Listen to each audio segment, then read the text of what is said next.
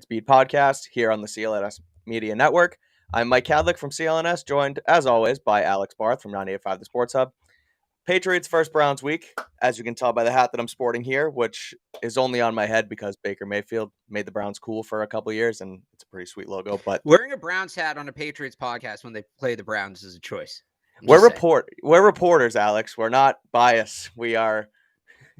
All right. Hey, I had to do it. It's Browns week. It was sitting up there on my hook, and I had to do it. Fair enough. I'll take it in the chat if I have to. But we have a ton to get to tonight. We have a bunch of news, which last episode rather, I learned that maybe not every piese of news is big enough. You found the one piece of news that's actually somehow too minuscule for this show.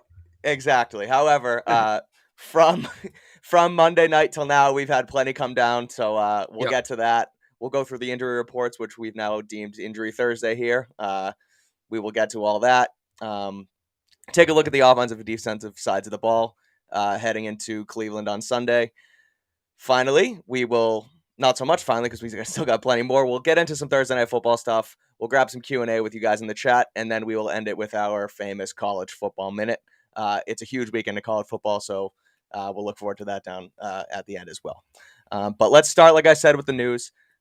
For starters, a bit of good news. Matthew Judon named AFC Defensive Player of the Week this week. He had a dominant week, deserves the recognition. He's been a beast, especially this year. But, I mean, ever since he's really signed here, Judon's been dominant on defense. Just a note, I don't know, but any thoughts on that besides, kudos to him? Yeah, pretty much.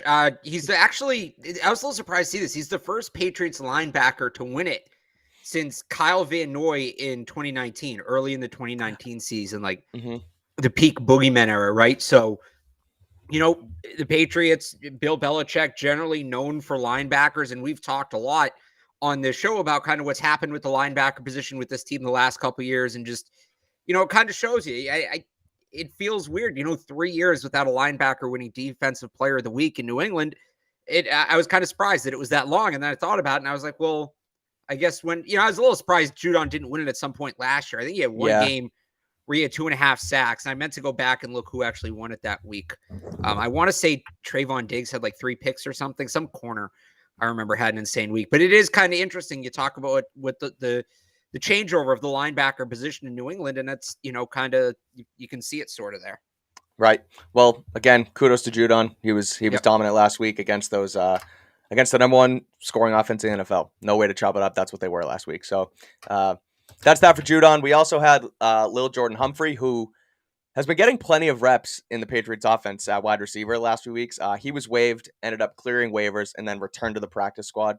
And in a sort of subsequent move, it looks like Tristan Vizcaino, the backup kicker, seems to be the odd man out in the situation. So Humphrey back in the practice squad, but could be a potential call-up on Sunday, I guess. Practice squad call-up, depending on how they want to play it. But, Lil Jordan waived. Well, so they finally made these transactions official like a couple minutes ago, actually. So Vizcaino didn't end up getting waived. We all thought he did at practice because he wasn't out there. Instead, they promoted Kevin Harris to the active roster. So they basically, essentially what they did is they swapped Kevin Harris and Lil Jordan Humphrey. There's a whole rigmarole to it. Right. The way the NFL works, but the roster's full again with those moves. And yeah, like you said, I don't think we've seen the last of Lil Jordan Humphrey. He's a guy who was very involved.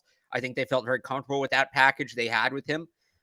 They elevated him the first week. He didn't get added to the active roster until the second week, but they can still elevate him twice, and then they could always bring him back on the active roster as well. I wouldn't rule that out further down the road. So even though he's back on the practice squad, there was never any doubt, outside of him maybe being claimed on waivers. Right. There was never any doubt that they were going to bring him back. His locker was still set up.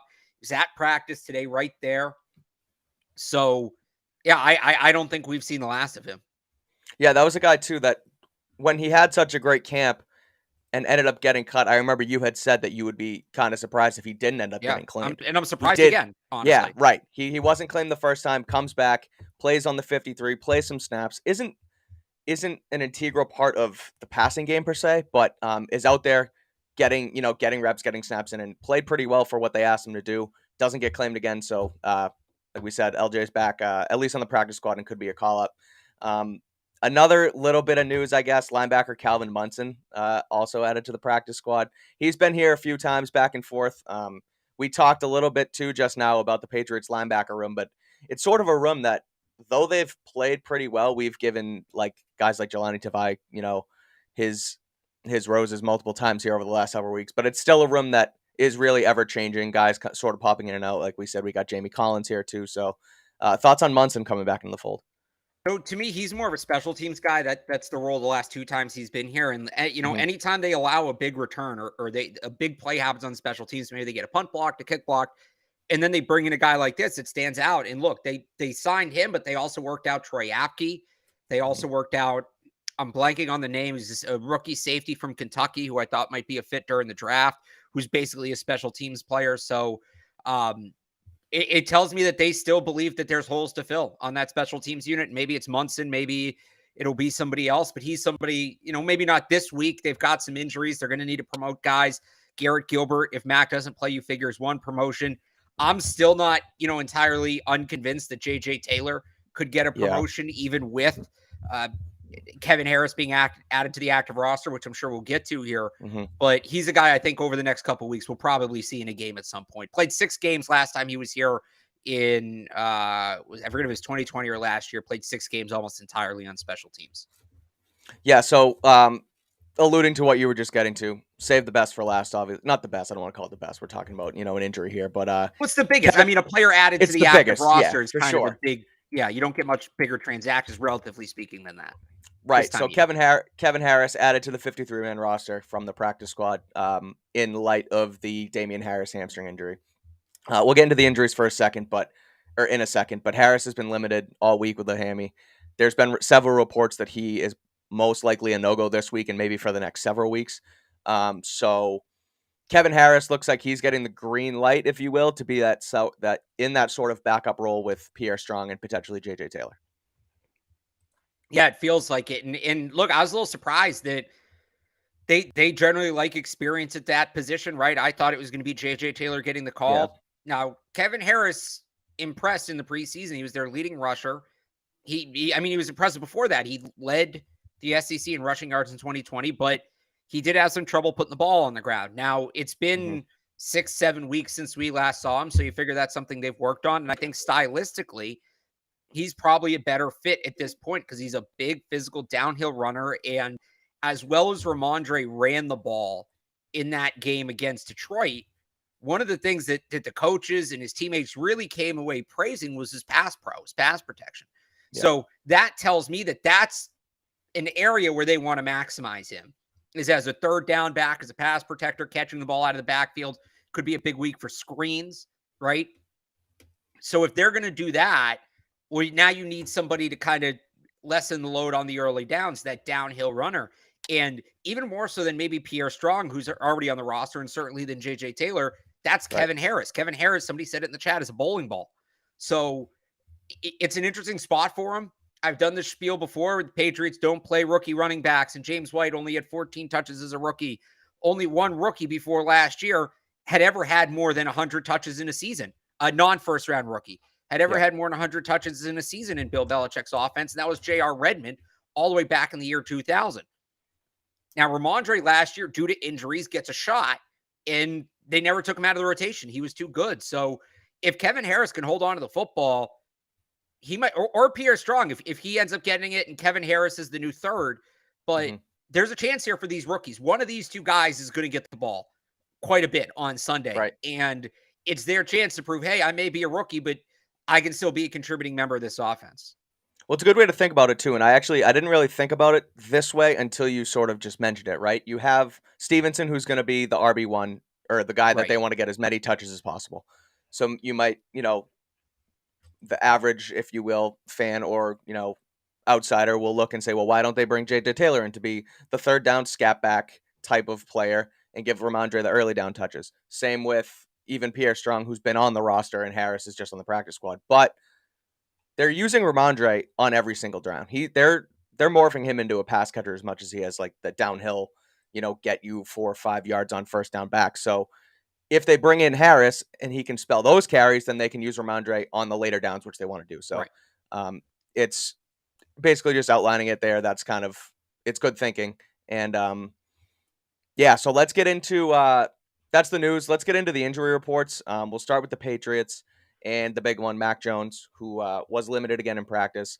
We've seen the last couple days that it's something that many might not see as a big deal, but I've kind of seen it as a big deal. He has the knee brace back on his leg, which using this as sort of gamesmanship, if you will, that we've talked about, having him out there as limited for the reporters and then calling him limited after he throws a few passes during practice. Once he's getting fully geared up to go out and play, he's going to get reps. They're going to give him reps that they're going to give him the reps that they want for their starter potentially. So I think seeing him in honestly a little bit more equipment out on the field is a little bit of a tell. I don't know. What say you? I think that's fair. Look, at the very least, why are you wearing a knee brace? You're wearing a knee brace to stabilize your knee. When do you need your knee stabilized? When you're running around, when you're taking live reps. Right. So at the very least, he's preparing to take live reps, which, like you said, maybe wasn't the case the last couple of weeks. Exactly.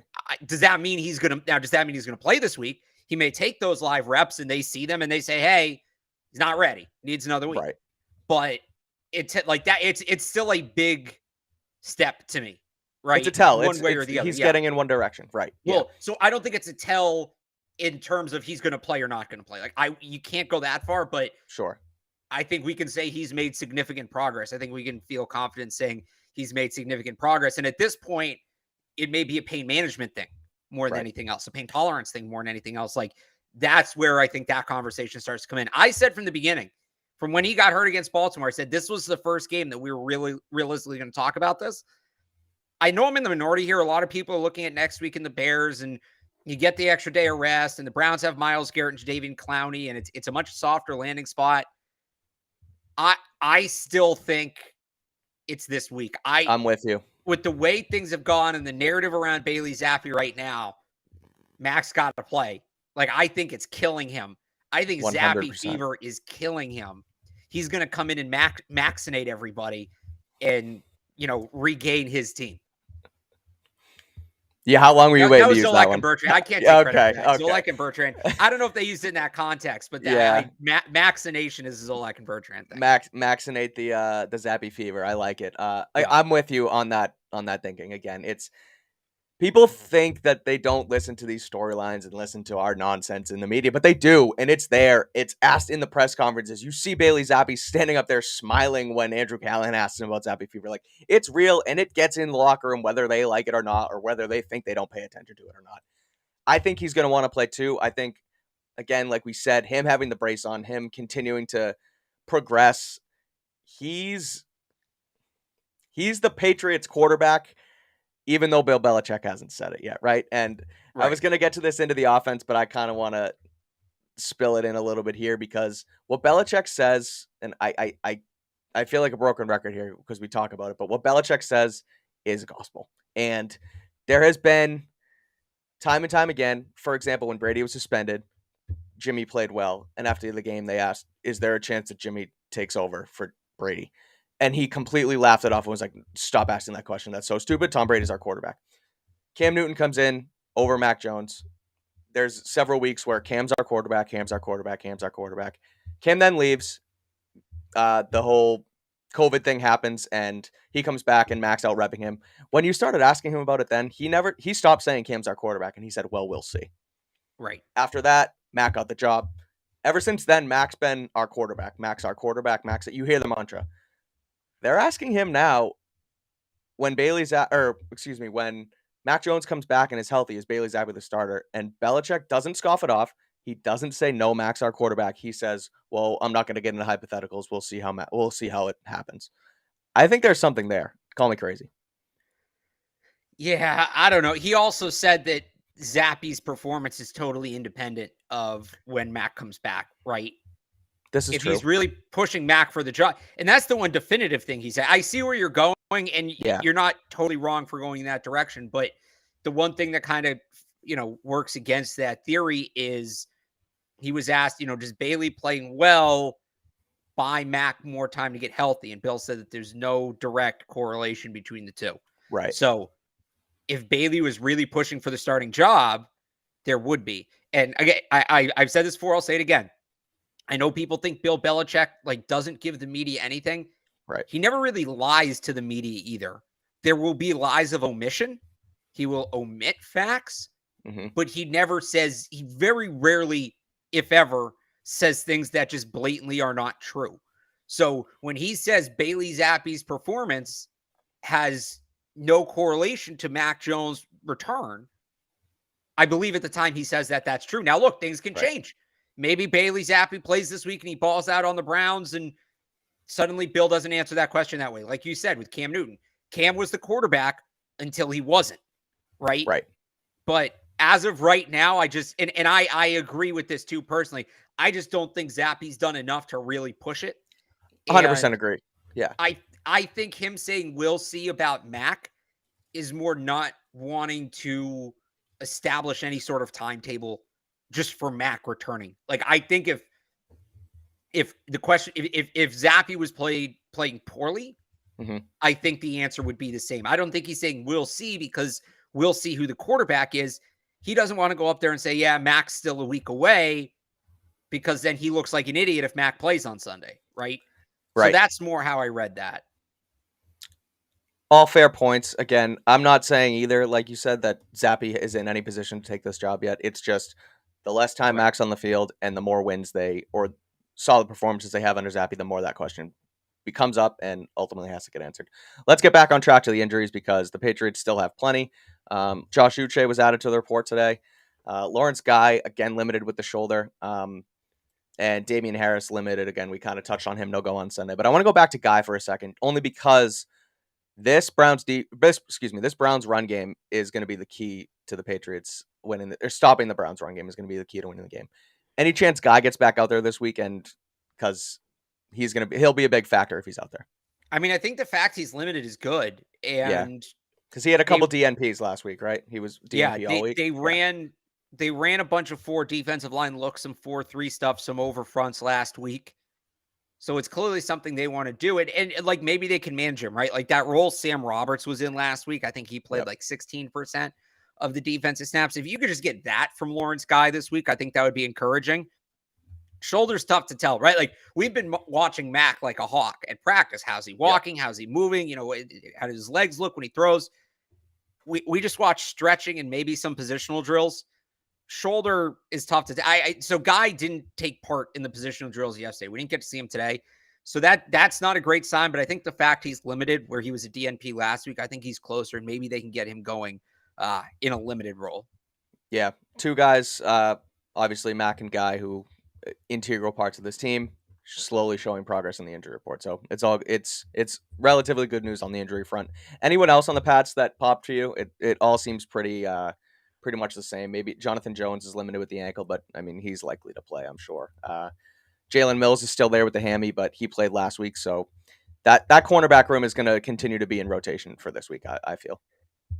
Nelson Aguilar with the hamstring is an interesting one to watch for me because we don't know what this new wide receiver rotation is going to look like. LJ's out. You know, Tyquan Thornton's back in the lineup now.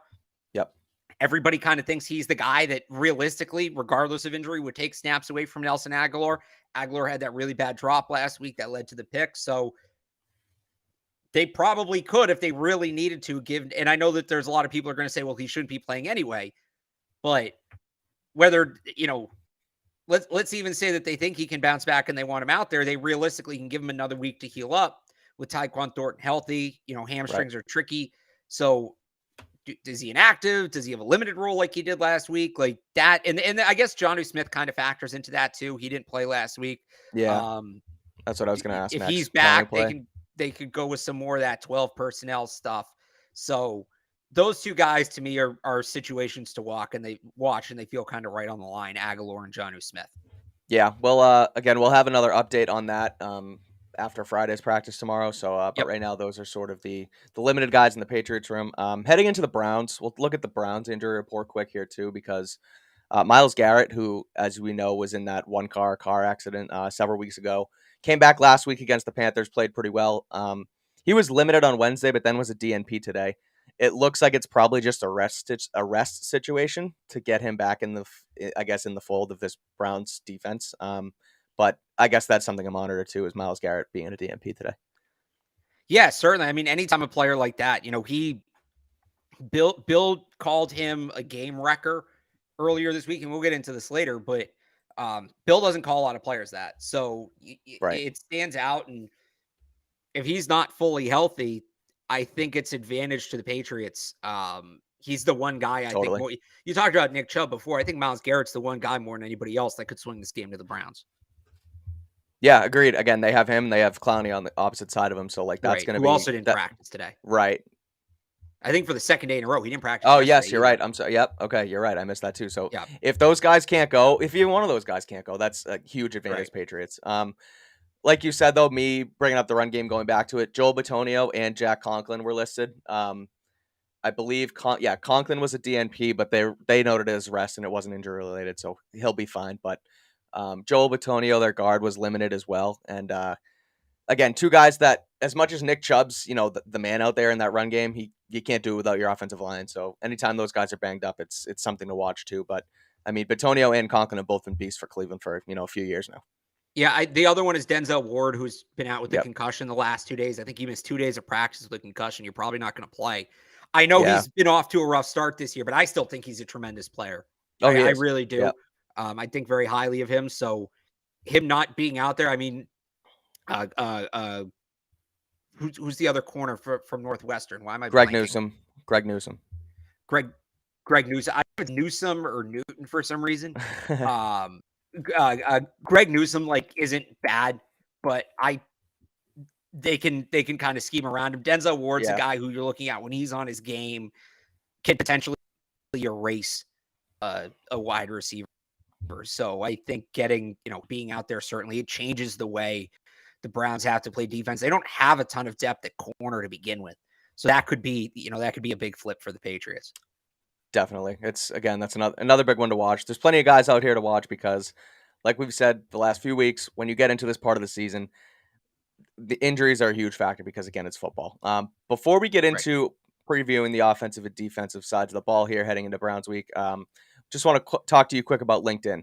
These days, every new potential hire can feel like a high-stakes wager for your small business. You want to be 100% certain that you can have access to the best qualified candidates available. That's why you have to check out LinkedIn Jobs. LinkedIn Jobs helps find the right people for your team faster and for free. We've done it here at CLNS Media, and it's worked out great for us so far. They make it super easy to post your job. You then add your job and the purple hashtag hiring frame to your LinkedIn profile to spread the word that you're hiring. Simple tools like screening questions make it easy to focus on candidates with just the right skills and experience so you can quickly prioritize who you'd like to interview and hire. As we inch toward the end of 2022, LinkedIn Jobs can help you achieve that perfect end of the year with a new team member. It's why small businesses rate LinkedIn Jobs #1 in delivering quality hires versus leading competitors. LinkedIn Jobs helps you find the qualified candidates you want to talk to faster. Post your job for free at linkedin.com/beat. That's linkedin.com/beat to post your job for free. Terms and conditions apply. Offense here, heading into Cleveland on Sunday. Clearly, last week we talked about it the last few days, right? But Bailey Zappi, third string quarterback, coming in against the last. Well, it was an NFL defense, but they were the worst defense in the league in the Lions. A much and not taller only that, they were basically on their second team secondary. Exactly. Right. So a much taller task here in Cleveland this weekend. The Browns the numbers don't show it as much as you'd think, but we just talked about half of them on the injury report. This team has dudes. I think ultimately it's going to be a similar recipe to last week. However, run the dang ball with Ramondre. You got. I know you don't want to we talked about it. You don't really want to ground and pound that guy till the end, but this is a game where you kind of have to. The Browns have a bottom 5 run defense in terms of yards per game, so I think it's going to circle around Stevenson. Then you take your shots when you can, no matter who the quarterback is. Well, I mean, I think you can run the ball. You should be able to run the ball in this game without having to run Ramondre Stevenson into the ground. Whether it's Kevin Harris, whether it's Pierre Strong, they should be able to run the ball with those two. But how do we know that about Kevin Harris? Right? It was preseason. I mean, again, we're going to want to see it before we. Because I would assume if he's gotten this far in life, he can hit an open hole and pick up 6 yards. And it's more about. It's more about. No, I don't mean that to I don't mean that to come at you, right. but the Browns' issues with run defense aren't because backs are running away from them. It's not like, the Browns' running offense is so good. Look, they have a great offensive line, but you have Nick Chubb turning 8-yard runs into 20-yard runs on a regular basis. with the Browns, I mean, they're giving up a lot of ground. Their defensive front just wants to rush the passer. They're very aggressive with roughing the pass. They're getting all the way up the field, and teams are running the ball behind them, for 5-6 yards a carry. Sure. At the very least, these guys should be able to hit the holes, and you hope they hold on to the football. That was an issue for Kevin Harris early in the in training camp in the preseason. Right. But I feel good about whoever it is running the football in this game. In some ways, I think really on both sides of the ball, the Browns are just sort of a slightly better version of the Lions, right? It's a run-heavy offense with a replacement-level starting quarterback, and it's a defense that isn't great, but if you have to pick a strength, it's the pass rushers. Right. I'll take Jacoby Brissett over Jared Goff. I'll take Nick Chubb over Jamal Williams. Obviously, I'll take Myles Garrett over Aiden Hutchinson, but they're built really similarly. And by the way, you know who else is built really similarly? The Patriots. Right. But I think a lot of what the Patriots did last week, game plan wise, is applicable in this game as well, just with a higher level of execution. So now, I guess the main story on the offense is continue to be diving a little bit deeper into this quarterback situation. We both are of the mindset Mac's going to play. It's more of an opinion-based question, I guess, but where do you think this offense goes if it's Mac versus Zappe? Because last week Zappe played well, but they definitely had the handcuffs on him a little bit. Are they going to continue to run this type of offense with Mac at the helm? Is it going to help or hurt them with Mac at the helm if they change the offense that way? I mean, I would hope they've learned certain things from running this offense. Right. It's not very explosive. The offense they're running with Bailey Zappe is very safe, like you said. But, man, the difference that play action has made, the difference that, some of the draws they're running have made, some of this under center stuff, I would like to see them add that to what they were doing with Mac. I do think they go back to what they were doing with Mac, because let's not forget, I know people want to focus on the turnovers. First of all, 3 of the 5 turnovers, objectively not his fault. Second of all, around those, he's slinging the ball around the yard. I mean, he put up, over 300 yards on the Ravens, right? Yeah. I think it was 325 yards last time we saw him. So there is, they were leading the NFL in big plays. There is big play potential in that offense. It's just a matter of getting things under control. I think Mac being on the same page as his receivers, which we'll see where they're at after they miss a couple weeks, would go a long way. And again, a lot of those interceptions are not, you can kind of eliminate them with basic coaching. Right. So, and the penalties too have cleaned up. Like a lot of the issues that happened with the Mac Jones offense have been cleaned up. Now it's just, can you add some of these other elements? I felt like, again, it was explosive. There was big play potential, but it was very one-dimensional. Yeah. Can you add some of these other dimensions you're running with Bailey Zappe when Mac Jones is on the field? Can you please run play action? Can you run screens to guys like Kendrick Bourne and Tyquan Thornton? It's almost, can you ask your receivers to do a little more? Not because Mac can't do it all himself, but because it's very predictable, because you're only asking him to operate on his own and you're not giving any change of pace looks. So I think they'll go back to a version of what they were running when Mac was healthy. I just hope it's expanded a little bit more, as it should have been over the course of these couple of weeks, as you'd hope they would have done when Mac was out. Instead, it will just, the process is a little different. And it's a good point that you bring up too. The fact that, I mean, we have the Zappe fever here in New England right now. Mac was 1-3 as a starter, 1-2, wherever that broke up. But like, the offense they ran against the Ravens, yes, there were turnovers there, but he was slinging the ball around the field. They were making big plays. Aguilar had a few plays. Kendrick Bourne again made a few plays. So it's like the pieces are there to make big plays happen, and you get Tyquan Thornton back, where last week he didn't do much his first game back. I think he had like 2 catches for 7 yards, but there's big play potential, like you said, to be had, especially with Thornton on the outside. I think with the potential of Aguilar's injury coming into play and Lil Jordan Humphrey maybe not being elevated due to the fact that they might elevate a guy like J.J. Taylor potentially to have an extra running back there. Thornton's going to get reps again this week, and I think if Mac's out there especially, they're going to try and dial up some big plays for him. And they need to, because that's right.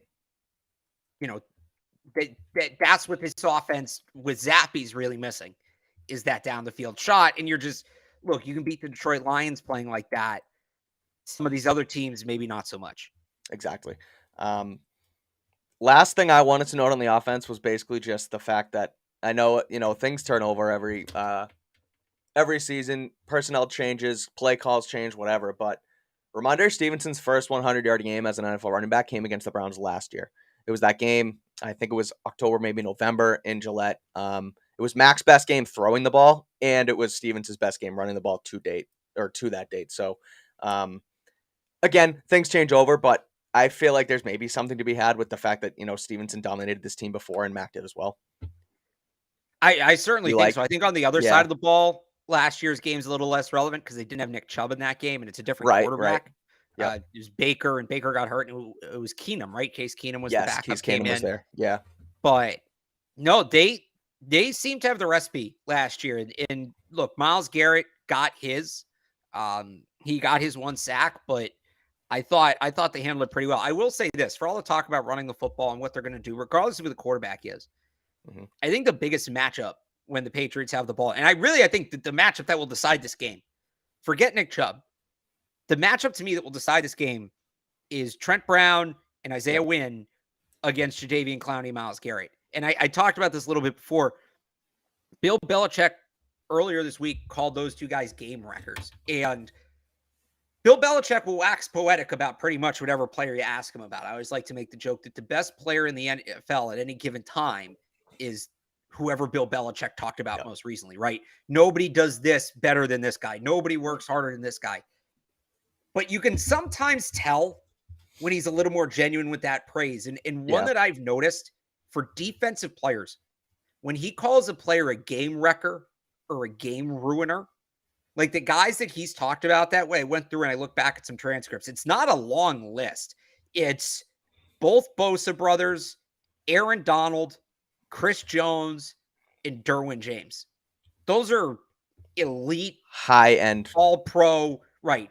Now, look, I'm not saying he's wrong to include Garrett in that category. He absolutely belongs.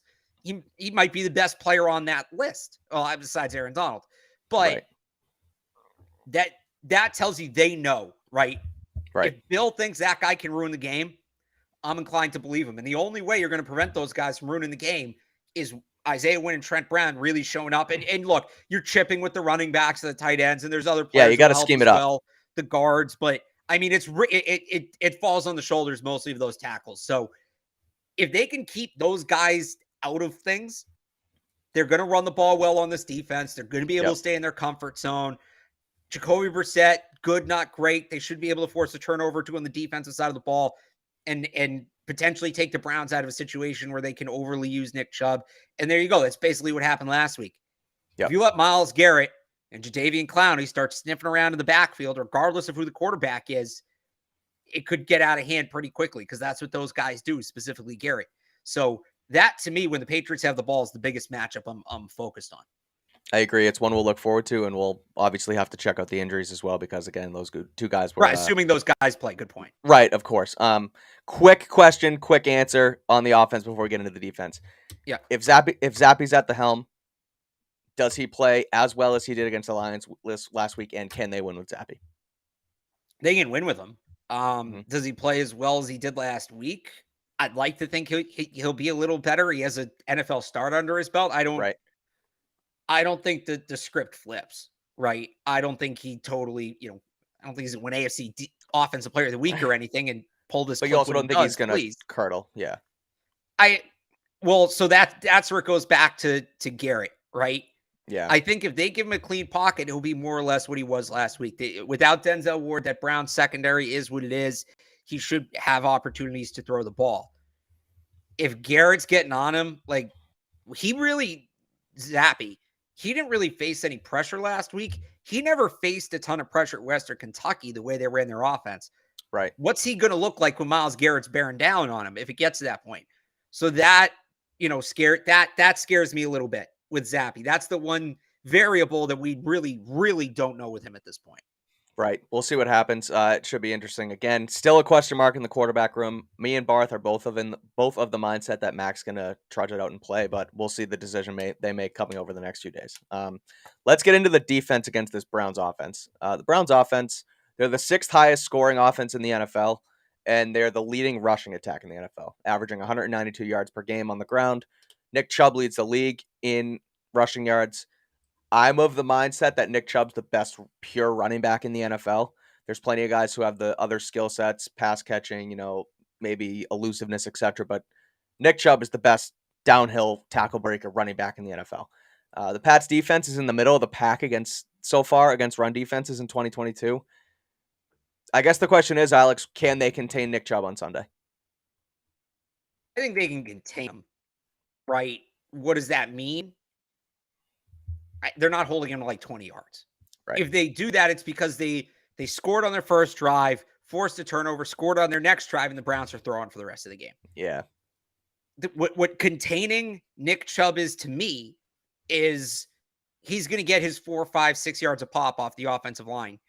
You can't let those turn into 15 and 20-yard runs, which is what he does so well, breaking tackles. You have to get him down at the point of contact. That's technically sound tackling. That's 11 guys swarming the football, because then you can create maybe some third mediums. It's very, very tough to get this Browns team in third and long. Yeah. But you can create some third mediums where maybe you put the ball in Jacoby Brissett's hands, and that's your opportunity to take advantage. That's, again, what they did against the Lions last week. Right. That 3rd and 2 becomes a 4th and 9. Now it's totally on Jared Goff to make the play. Boom, strip sack, touchdown, and the Lions really never recovered from that moment, right? That to me, it's going to be great if they can contain him in the backfield. It's going to be awesome, and maybe they'll do it a couple times. I don't think it's realistic to ask them to do.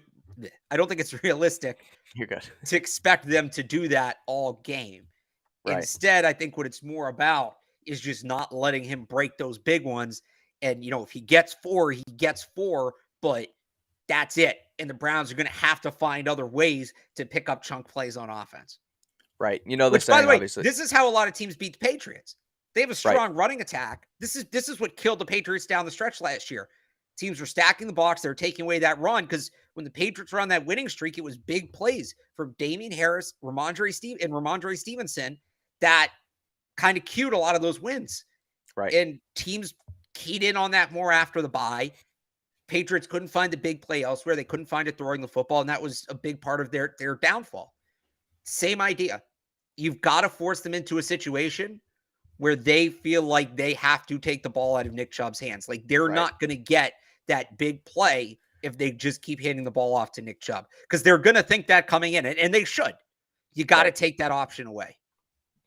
And again, I was going to say, it's a cliche, I guess. It's the age-old saying, right? You can't stop Nick Chubb. You can only hope to contain him. But containing Nick Chubb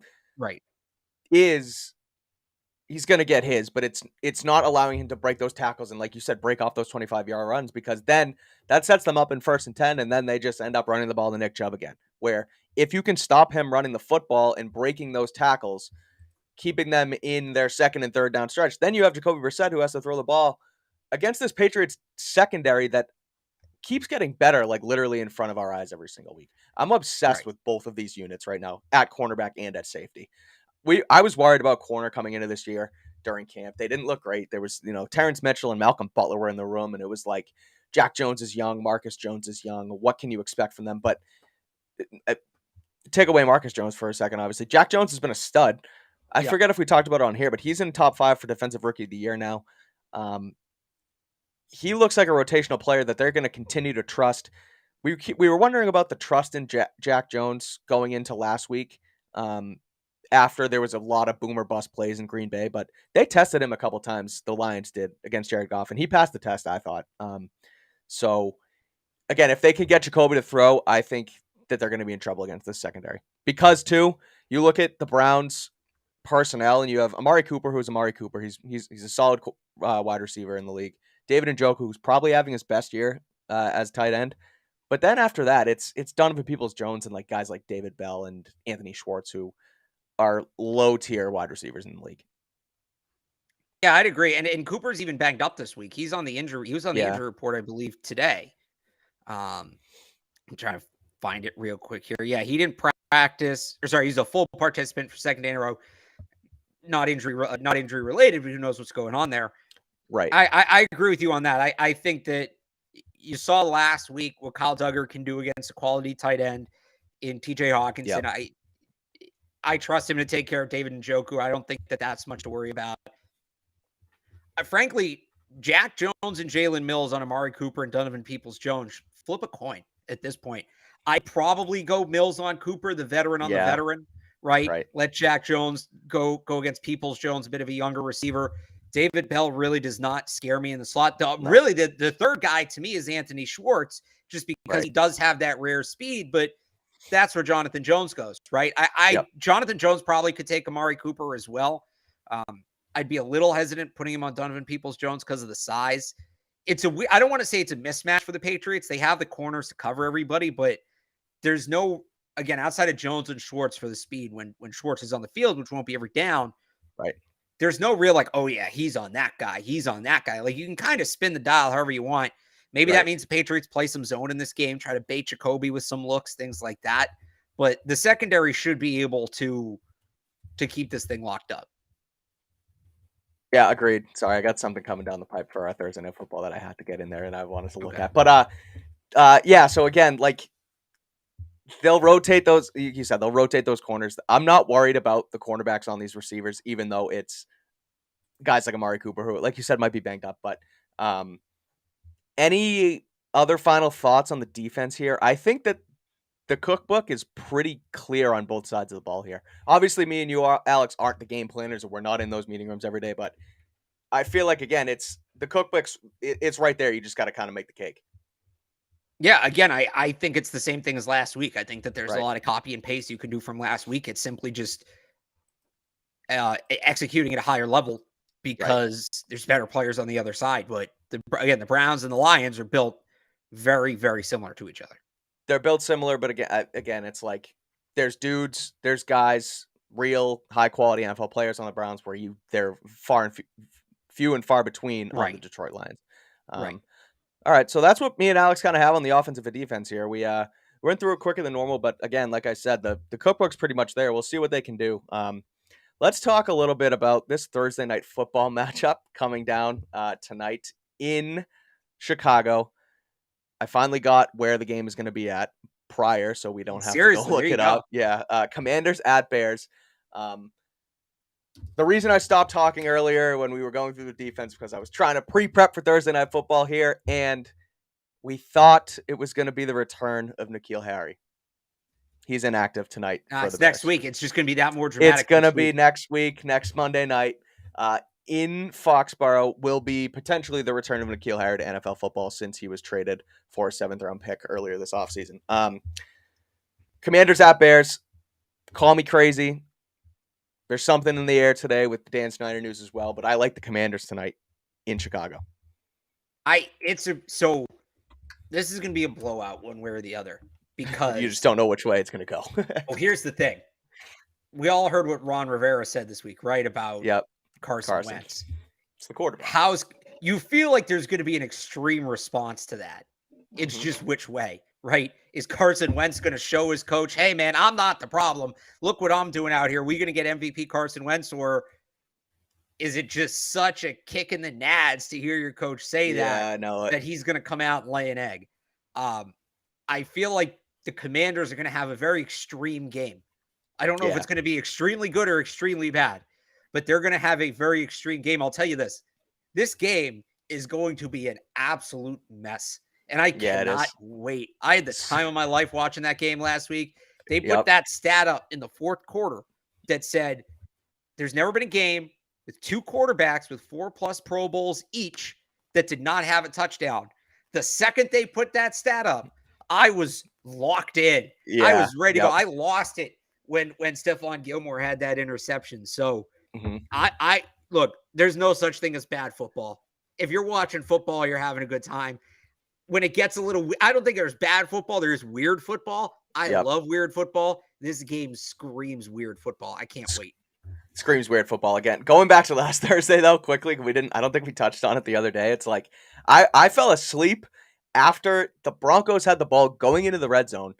And I was like, 2 minutes left. They're going to sit it out, whatever. Broncos win. I wake up and the Colts win in overtime. It was like, going back, watching the highlights, it was the craziest thing I've ever seen.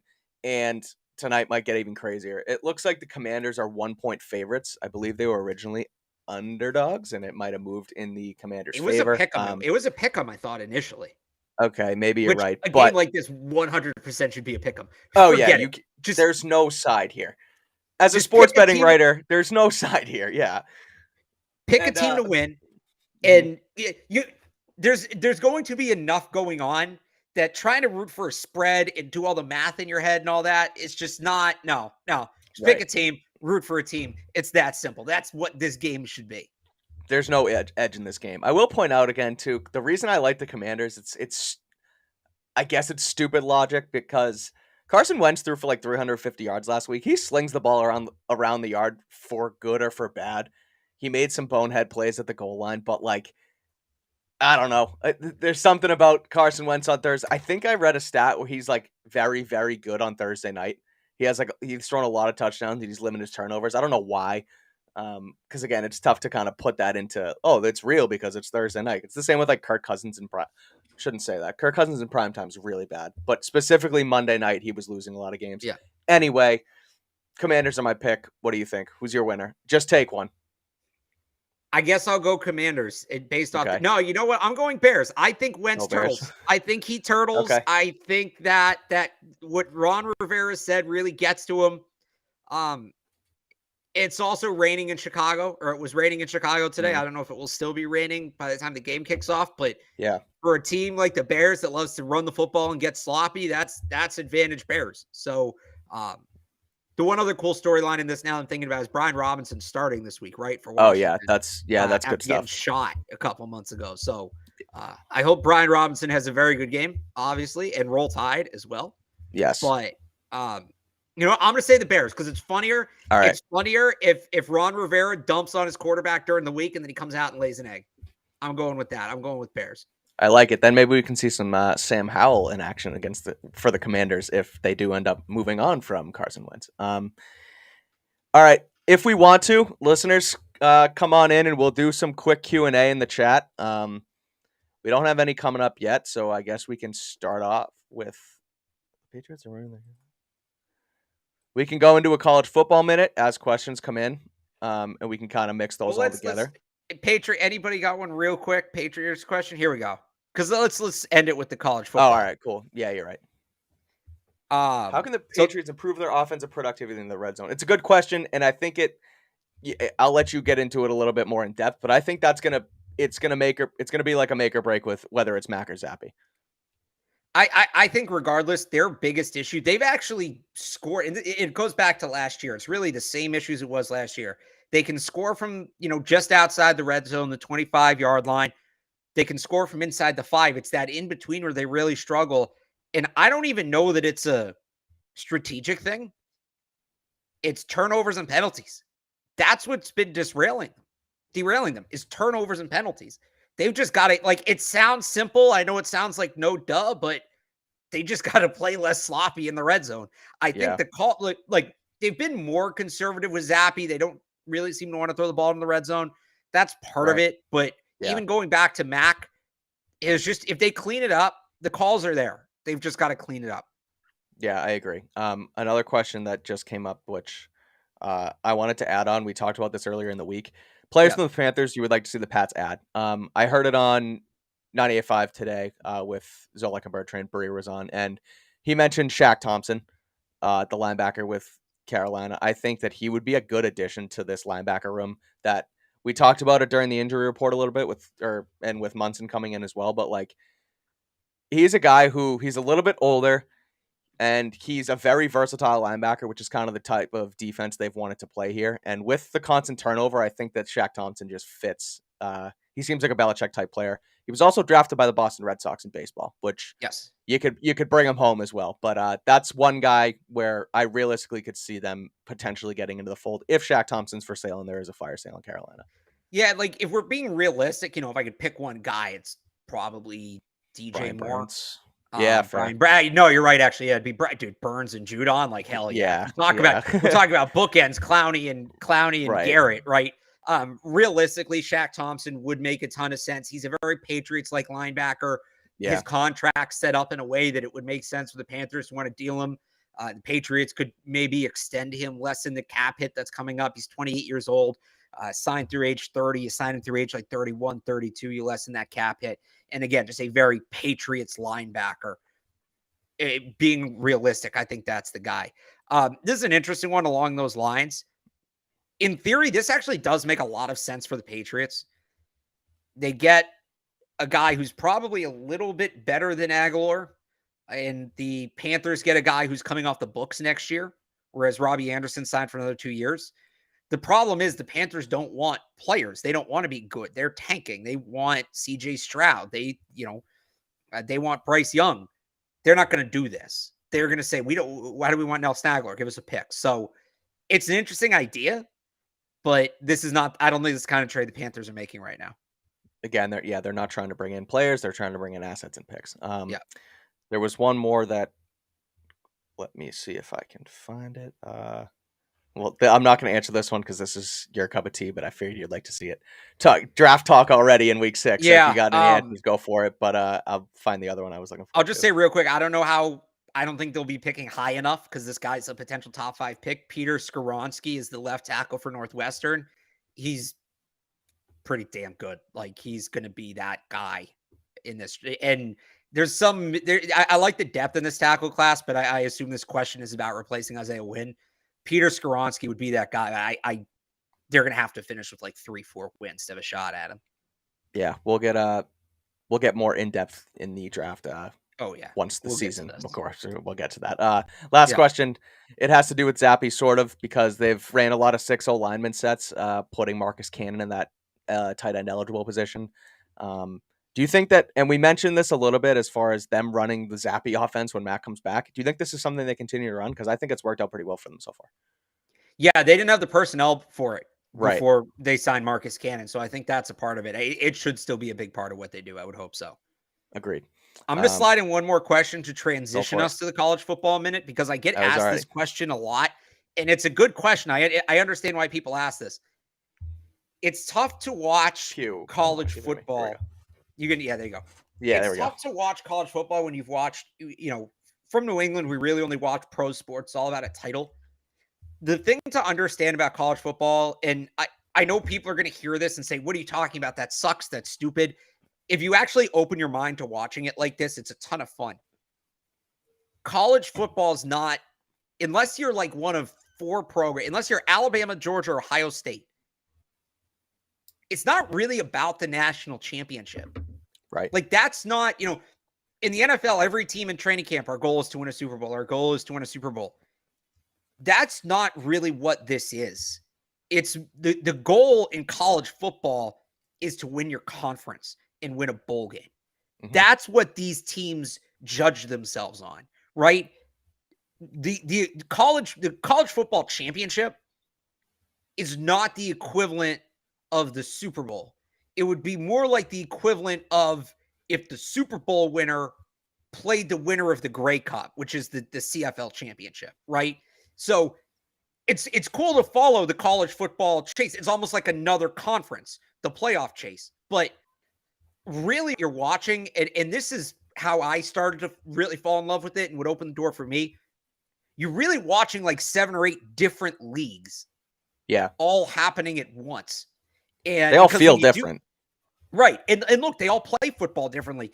And right. The SEC stylistically is different from the Big 10, is different from the Big 12, is different from the Pac-12. The ACC really, it's all over the map. Mm-hmm. But, the SEC chase is always close. And It's not always Bama that wins the SEC. By the way, they've made the playoffs quite a bit as a non-SEC champion.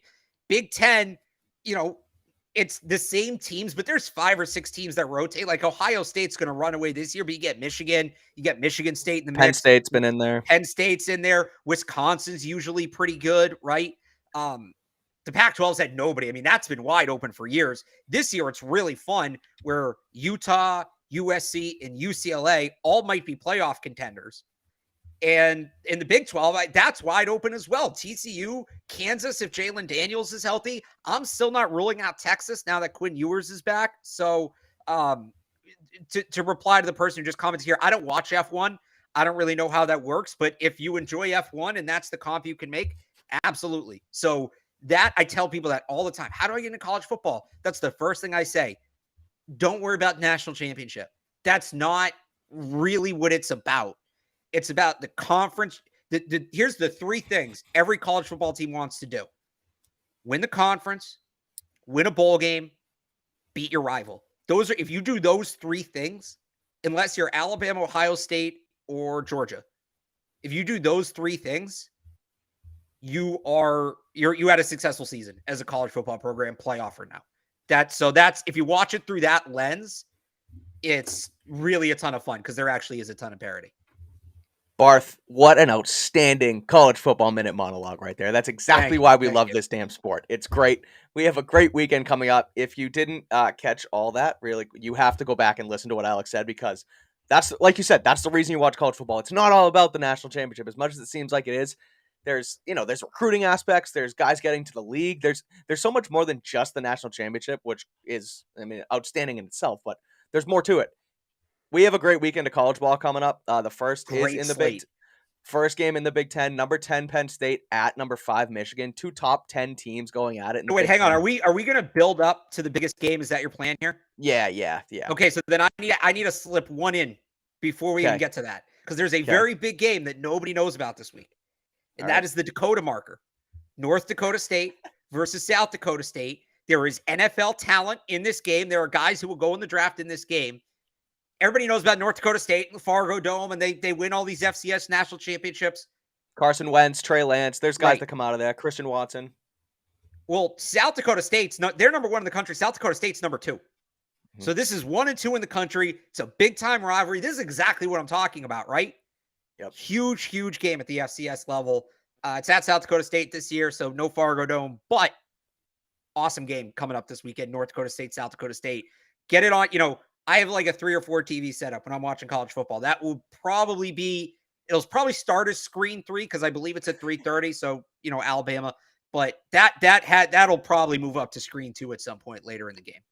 Am I correct in saying that Patriots running back Pierre Strong went to South Dakota State? South Dakota State, yeah, Pierre Strong. So if you want rooting interest in that one, that's the other thing I tell people. I don't know who to root for. You can root for college teams for any reason. You like the mascot, you like the colors, you had family members who went there. There's an NFL player you like that went there. Like, no reasons logos, too small. colors, anything. Like, and there's kind of some people make this joke that, and people have tried to prove it, that when a college team wins, the alums play better the next day in the NFL. So Pierre Strong might kind of have a somewhat big role for the Patriots this week.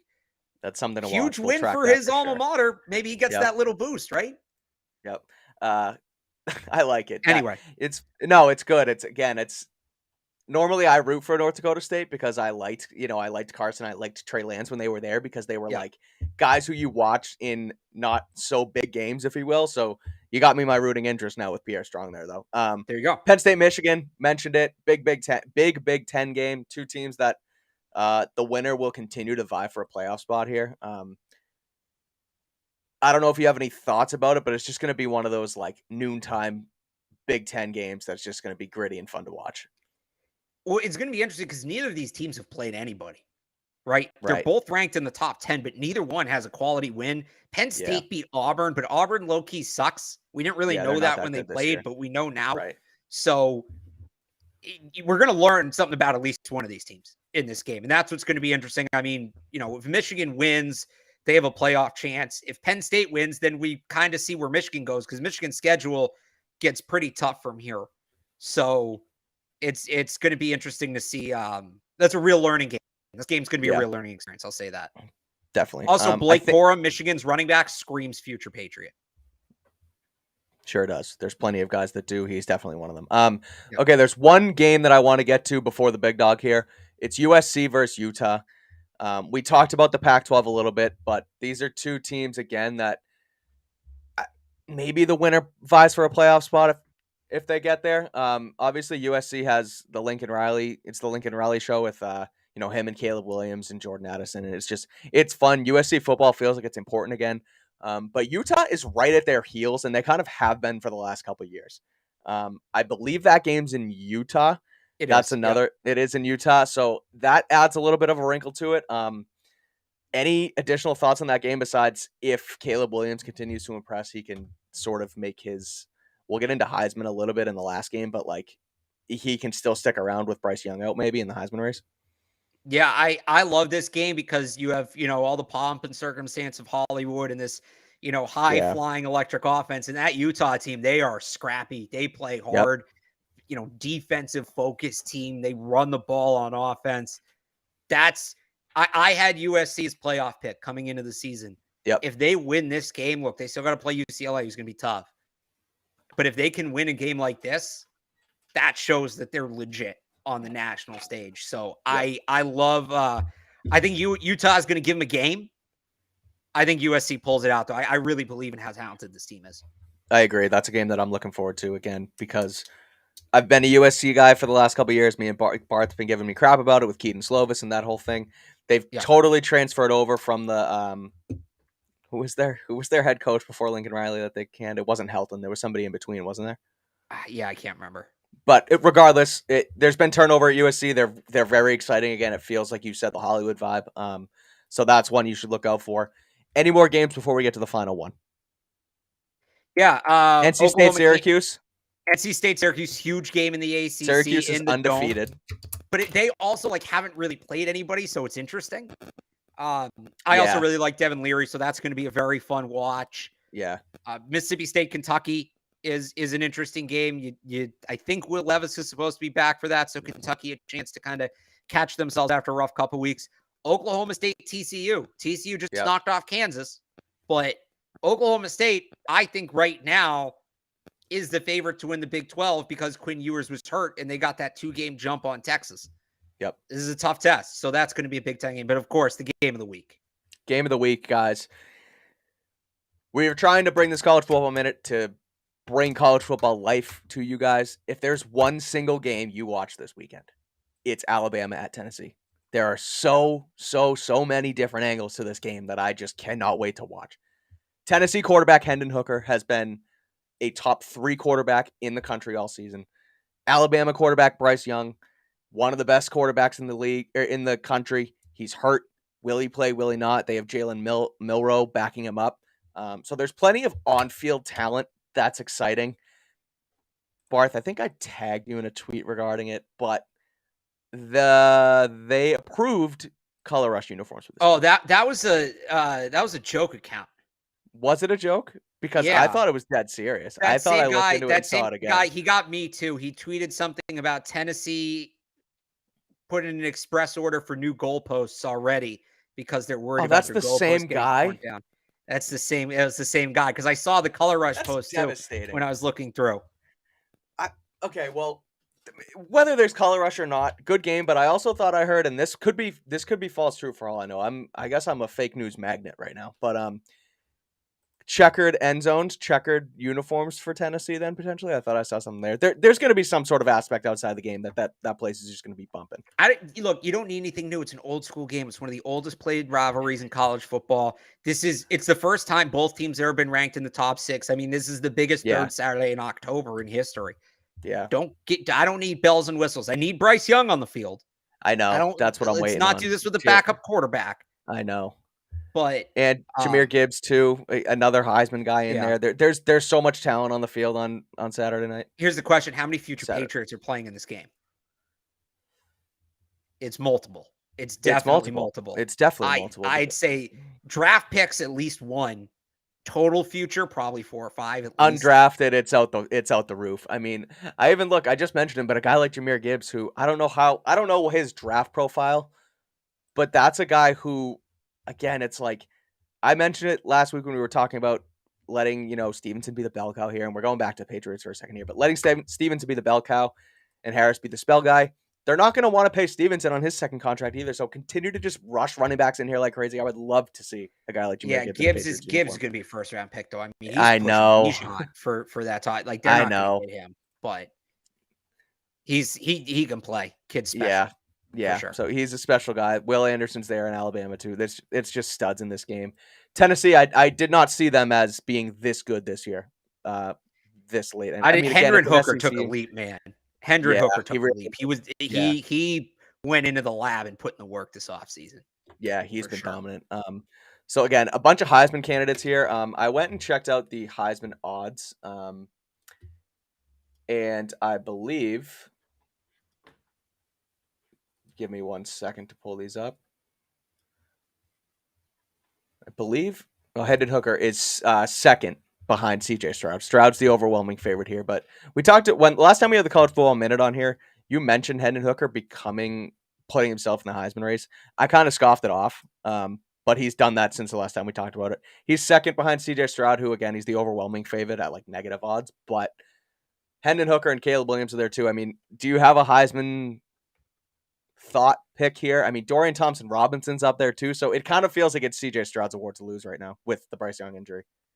Yeah. Bryce Young missing multiple games. I honestly don't think he's out. He comes back this week, puts up 300 something yards. Talk about a Heisman moment. But right. I think it's between those three quarterbacks you named, in Stroud, Williams, and Hooker. Yeah. Maybe Gibbs gets in the mix. I just don't know.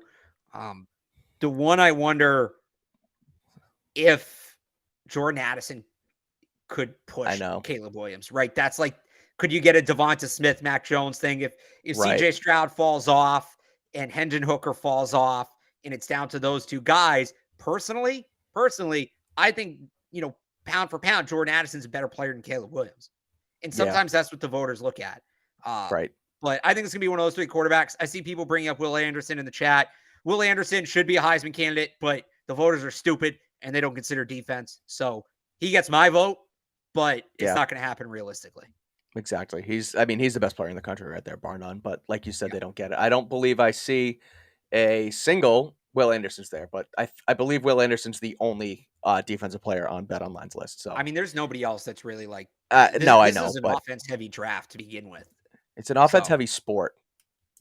No, but last year was a defense-heavy draft, though. Last year, that's fair. Their defense still matters. I know people don't want to think it matters, but it still matters anyway. Yeah, it does. Any last thoughts on the college football minute before we wrap this thing up? Besides watching the crap out of Alabama at Tennessee this weekend. There's games on this slate I love that we didn't even get to. So if there was ever a weekend to start college football, this is kind of it. Do it. I was gonna say we touched on the best ones, but there's plenty out there. We'll continue to bring this back in the fold, but I had to get it in at least this week because again, some really good football going on this week in the NCAA. We'll switch the backer back to our Patriots beat as we wrap this thing up. Alex, we went just a little over an hour again. Obviously, it's always good to talk ball with you. We'll be back on Sunday night after the game, and then next week twice as well. We will recap this game, get into the Chicago game, the return of N'Keal Harry to Gillette Stadium. So we'll be all over that. There's ample storylines next week to get to. But Patriots are at Cleveland this weekend. Me and Barth gave you our recaps here. There's some news in here as well. So you can read all of Alex's stuff at 985thesportshub.com. You can follow him on Twitter at RealAlexBarth. Obviously, I got all my stuff on CLNSmedia.com and here on the CLS Media Network. Follow me on Twitter at Mike Kadlick. Pat's at Browns, 1 p.m. this weekend on Sunday, so check it out and make sure to keep it here for all our stuff. So we will see you guys next week. Thanks for watching.